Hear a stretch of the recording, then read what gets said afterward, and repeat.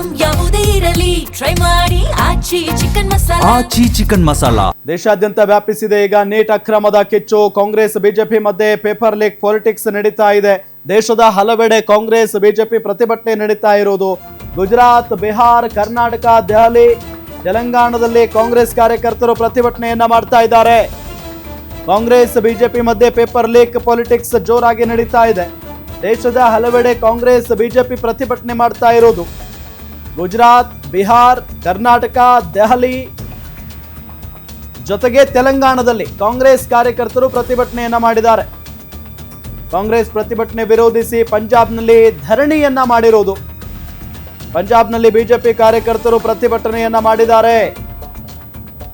ದೇಶಾದ್ಯಂತ ನೀಟ್ ಅಕ್ರಮದ ಕಿಚ್ಚು ವ್ಯಾಪಿಸ್ತಾ ಇದೆ. ಈಗ ಕಾಂಗ್ರೆಸ್ ಬಿಜೆಪಿ ಮಧ್ಯೆ ಪೇಪರ್ ಲೀಕ್ ಪಾಲಿಟಿಕ್ಸ್ ಜೋರಾಗಿ ನಡೀತಾ ಇದೆ. ದೇಶದ ಹಲವೆಡೆ ಕಾಂಗ್ರೆಸ್ ಮತ್ತು ಬಿಜೆಪಿ ಏಕಕಾಲಕ್ಕೆ ಪ್ರತಿಭಟನೆಯನ್ನ ಮಾಡ್ತಾ ಇರೋದು. ಗುಜರಾತ್, ಬಿಹಾರ್, ಕರ್ನಾಟಕ, ದೆಹಲಿ, ತೆಲಂಗಾಣ ಈ ಎಲ್ಲ ರಾಜ್ಯಗಳಲ್ಲೂ ಕೂಡ. ಅದರಲ್ಲೂ ಕರ್ನಾಟಕದಲ್ಲಂತೂ ದೊಡ್ಡ ಮಟ್ಟದ ಪ್ರತಿಭಟನೆ ಆಯಿತು. ಬೆಳಗ್ಗೆ ನೋಡಿದ್ರೆ ಬಿಜೆಪಿ ಕಚೇರಿಯ ಮೇಲೆ ಕಾಂಗ್ರೆಸ್ನ ಯುವ ಕಾರ್ಯಕರ್ತರು ಮುತ್ತಿಗೆ ಹಾಕುವುದಕ್ಕೆ ಪ್ರಯತ್ನ ಪಟ್ಟರು. ಮಧ್ಯಾಹ್ನ ನೋಡಿದ್ರೆ ಬಿಜೆಪಿ ನಾಯಕರ ಮೇಲೆ ಕಾಂಗ್ರೆಸ್ನ ಕಾರ್ಯಕರ್ತರು ಮೊಟ್ಟೆಯನ್ನ ಎಸೆದ್ರು, ಮೊಟ್ಟೆ ಏಟು ಕೊಟ್ಟರು. ಕೆಪಿಸಿಸಿ ಕಚೇರಿಗೆ ಮುತ್ತಿಗೆ ಹಾಕೋದಕ್ಕಂತ ಹೋದಂತಹ ಸಂದರ್ಭದಲ್ಲಿ ಈ ರೀತಿಯಾದಂತಹ ಗಲಭೆಗಳು.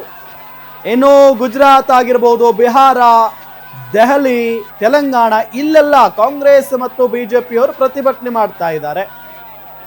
ದೆಹಲಿಯಲ್ಲಂತೂ ರಾಹುಲ್ ಗಾಂಧಿಯವರ ನೇತೃತ್ವದಲ್ಲಿನೇ ನಡೀತಾ ಇದೆ. ಇವತ್ತು ಬ್ಲಾಕ್ ಡೇ ಆಚರಣೆ ಮಾಡಿದ್ದಾರೆ. ಅಖಿಲೇಶ್ ಯಾದವ್ ಸಮೇತ ಎಲ್ಲ ನಾಯಕರುಗಳು, ಎಲ್ಲ ವಿಪಕ್ಷದವರೆಲ್ಲ ಜಾಯಿನ್ ಆಗಿರೋದು ಈ ಒಂದು ಹೋರಾಟದಲ್ಲಿ.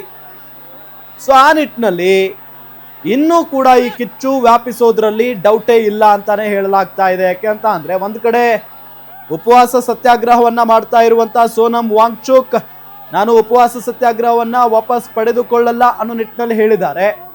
ಒಂದಿಷ್ಟು ಷರತ್ತುಗಳನ್ನ ವಿಧಿಸಿದ್ದಾರೆ. ಬಹಳ ಪ್ರಮುಖವಾಗಿ ಧರ್ಮೇಂದ್ರ ಪ್ರಧಾನ್ ಅವರನ್ನ ಸಂಪುಟದಿಂದ ತೆಗೆದುಹಾಕಬೇಕು, ಅವರ ರಾಜೀನಾಮೆಯನ್ನ ಪಡ್ಕೊಳ್ಬೇಕು ಅನ್ನೋ ನಿಟ್ಟಿನಲ್ಲಿ. ಹಾಗಾಗಿ ಕೇಂದ್ರ ಸರ್ಕಾರದ ಮೇಲೆ ಈ ಹೋರಾಟ ನಿಲ್ಲೋದು ಮತ್ತು ನಡೆಯೋದು, ಮುಂದುವರಿಯೋದು ನಿರ್ಧಾರ ಆಗುತ್ತೆ. ಹಾಗಾಗಿ ಏನ್ ಮಾಡ್ತಾರೆ ಮೋದಿಯವರು, ಅಮಿತ್ ಶಾ ಅವರು ಅನ್ನೋದೊಂದು ಪ್ರಶ್ನೆ ಅಂತೂ ಇದ್ದೇ ಇದೆ. ಅವ್ರು ಹೇಳ್ತಾ ಇದ್ದಾರೆ, ನಾವು ಚರ್ಚೆಗೆ ಸಿದ್ಧವಾಗಿದ್ದೀವಿ, ಬನ್ನಿ ಚರ್ಚೆ ಮಾಡೋಣ.